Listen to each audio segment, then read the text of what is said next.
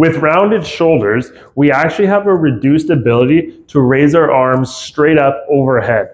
This can really impact our function and our daily life and cause a lot of problems. When your shoulders are in a nice squared position, you can fully extend your arms straight up. Makes a big difference. Potential causes of rounded shoulders include genetics, anxiety or depression with our mood, past surgeries or injuries. But for today's video, we're going to be focusing on the biomechanic influence and the muscle tightness and muscle weakness.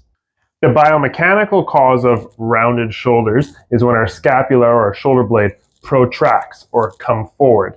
This is when we aren't conscious about our posture. We can do this when we're sitting at a desk working for long hours, or when we're in the gym weightlifting and we're not paying attention to our position. Leading us to our second cause of rounded shoulders being muscle tightness and muscle weakness, which we can see in both weightlifters and office workers the same, because they have that repetitive position if they're training in one way or working in one way all of the time. We can get tightness of our front muscles of our pecs and biceps and delts, and weakness of our scapular muscles in the back trying to hold our position. Your pec major and pec minor can be a big culprit of muscle tightness, because when you're sitting, working at a desk, rounded on a laptop, they're shortening, or when you're bench pressing, pushing weight, you're always shortening them to lift the weight. That's because the pecs attach from the ribs onto the arm bone and onto this little process called the coracoid process for the pec minor,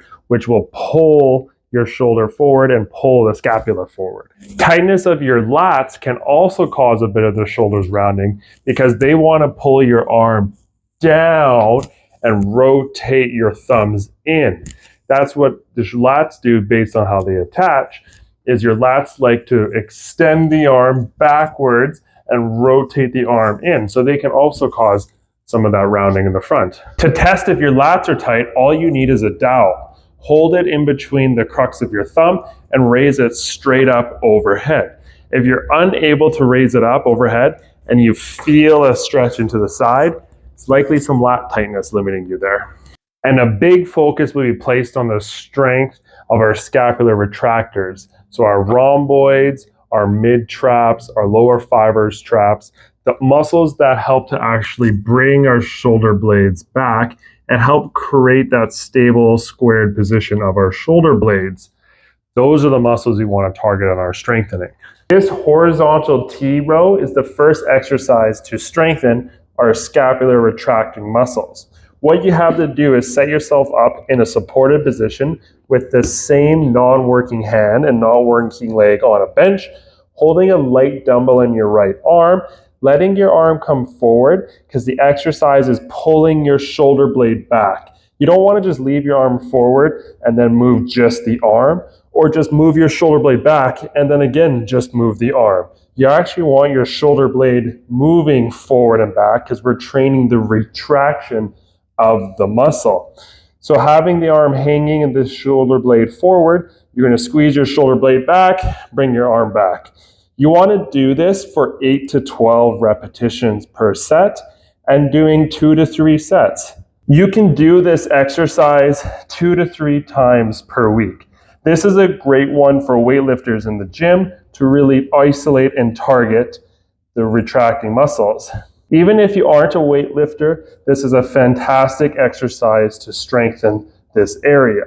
From this view, you can really see that I'm squeezing my shoulder blade back and moving my arm together at the same time to get both the posterior delt of the arm working and the scapular retractors of the mid trap and rhomboids working. If you don't have access to weights, using a band is an excellent substitute for the band pull apart. What you're going to do is have your arms straight out, palms up. Then you're going to focus on squeezing your shoulder blades back, holding for 1 second, and having a 1, 2, 3 count to return to the starting position. Squeeze your shoulder blades together, hold for 1 second, have a 1, 2, 3 count to return to the starting position. When you're doing this exercise, just like the dumbbell variant, we really want to make sure that our shoulder blades are actually moving forward and backwards, and that we're not just moving our arms with the shoulder blades forward, or moving our arms with the shoulder blades back. It's all about having the muscles working together and both doing their jobs. Similarly, you can do 2 to 3 sets of 8 to 12 repetitions, 2 to 3 times per week. To target the lower fibers of traps, we're going to be doing a Y raise. So starting in that same position when you're supported on the bench, holding the dumbbell with the arms down, you're going to bring your arm up, kind of like Superman with your thumb pointed towards the ceiling, pulling your shoulder blade down to your opposite butt pocket. So in this case, I'm thinking my right shoulder blade is pulling back into my left butt pocket. You do not need much weight for this exercise at all. It is even often advised for people to start with just no weight against gravity. To do this exercise well, I really recommend making sure your arm is more upright in the letter Y position than out to the side in the T. Really emphasize holding it for about a 1 to 3 count and controlling the descent here. Similarly, you can do this for 2 to 3 sets of 8 to 12 repetitions. To do the banded version, you're going to again hold the band in your palms up, raising the band so it's starting above your head, and squeezing your shoulder blades down, bringing the band to your chest and back up. You're kind of going on a bit of an angle for this one here.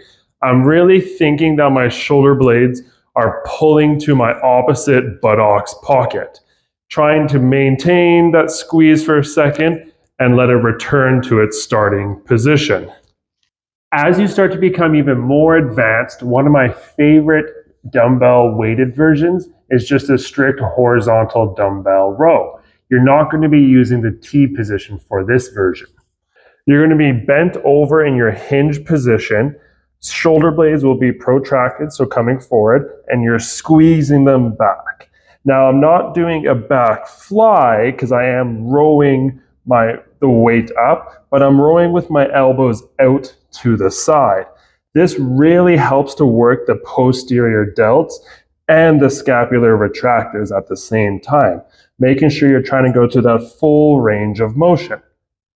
This is one of my favorite exercises to add to my pull day to kind of help add more work for the retractors, because you get to train in that nice hinge position, but you really can load up some more weight that we took out the T part of it, because the weight is closer to our body, so we can kind of load this up more and really work on increasing the strength of all of our shoulder muscles in the back. Now, weightlifters can exacerbate rounded shoulders if we don't make an effort to actually square our shoulders before we lift. If I just leave my shoulder blades protracted and I'm pushing, it might not cause any pain, but it doesn't help with my rounding and muscle tightness. So I actually can square my shoulders before I grab the weight, and my arm position slightly changes, but now I'm in a squared position and I'm working my chest and pecs through a more full range of motion, because I'm emphasizing having my shoulder blades together on the bench as opposed to having them apart and then pushing. To stretch my pecs, I really have 2 favorite positions. The doorway stretch is a favorite of mine. You can do it one arm at a time, or you can do both arms at the same time. If doing the single arm, I just like people to keep their nose in line with the midline of their body and not to turn away. You might feel increased tingling because it's stretching the nerve going from your head, your cervical spinal cord, down into your fingers. Just keep it in line with your body as you turn away or step into it. If you are getting some tingling into the fingers, you can just make a fist, and this will kind of put some slack in the nervous system. I really encourage people that when they're doing a pec stretch to hold it for 60, 90, even 120 seconds, because these are large muscles. To do it well, if you're doing the 2-arm, squeeze your shoulder blades together, step into it.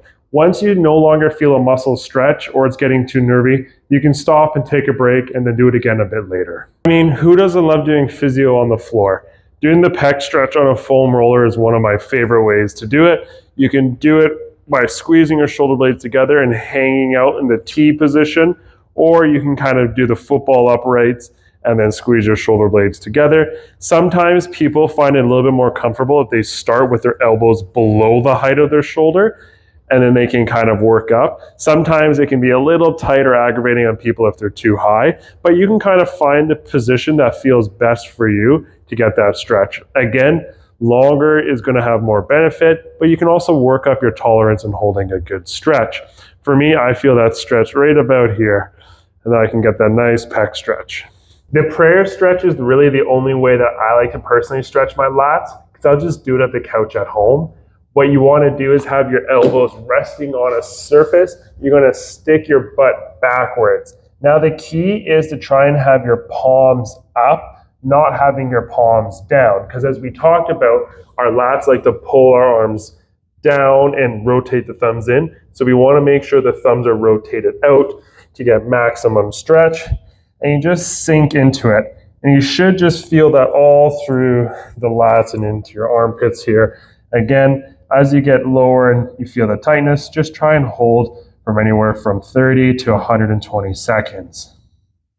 You can do the same thing with a dowel in the gym. All you're going to want to make sure is that you hold it so your thumb is up, nothing kind of holding this way, which some people do. You want to have your thumb up towards the ceiling, and you're really going to emphasize sticking your butt back into it and coming down to feel that stretch on the inside of your armpits.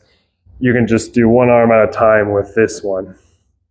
Once you kind of work on your lat flexibility for a while, you can retest to see how you've improved. Now, a bonus piece here is shoulder lateral rotation. So being able to rotate your arm backwards when it's 90 degrees out from your body. You want to see that you can be at 90 degrees or more. A lot of people are only able to go up to here. And that can be tightness of our posterior rotator cuff or the joint itself. If you aren't able to fully rotate, you can use a dowel to assist to help push to increase the lateral rotation of your shoulder. This can sometimes be the missing piece to give that last little bit to help with rounded shoulders. To do this exercise, you're just going to hold on and you're going to push your arm back. You do this for 2 sets of 15 to 20 repetitions. You're just trying to reach back as far as you can on your own and then give it a boost with the dowel to try and increase the lateral rotation of your shoulder. So see if you're someone that can't quite go to 90 degrees, or if you are, then you're all good. Comment below any questions or experiences you might have with trying these exercises or with rounded shoulders, and subscribe for future videos to improve rotator cuff strength, scapular strength and endurance, and overall better posture. Thanks for watching. Please like and subscribe, and leave a comment below of something that you'd be interested to see next. Tune in next time.